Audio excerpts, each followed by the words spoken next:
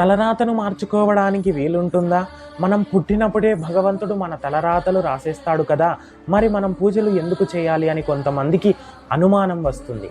అయితే బ్రహ్మ నుదుటి రాతను రాసేటప్పుడు అందులో ఒక మాట రాశాడంట, నేను రాసే రాతను నేను కూడా తప్పించలేను, మీరు మీ ఉపాసనలతోటి మీ అర్చనలతోటి మార్చుకోగలరు అని రాశాడంట.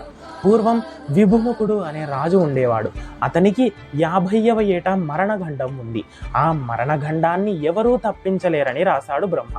అతని అదృష్టం బాగుండి ఓ గురువుని ఆశ్రయించి గురువు చెప్పినట్టు అర్చన మృత్యుంజయ జపము చేసి చావవలసిన వాడు బ్రతికాడు. 128 ఏళ్ల ఆయువు ఉన్న దుర్యోధనుడు ద్రౌపదిని జుట్టుపట్టి దుశ్శాసనతో ఈడ్పించడం వలన చేసిన పాపానికి 60వ ఏట చనిపోయాడు. సనాతన హిందూ ధర్మం జప ధ్యాన దానాది కర్మములతో తలరాతను మార్చుకోవచ్చు. మనస్సుతో నిరంతరం భక్తితో భగవాన్ నామస్మరణ చేస్తే అంతా ఆ కృష్ణయ్యే చూసుకుంటారు. హరే కృష్ణ.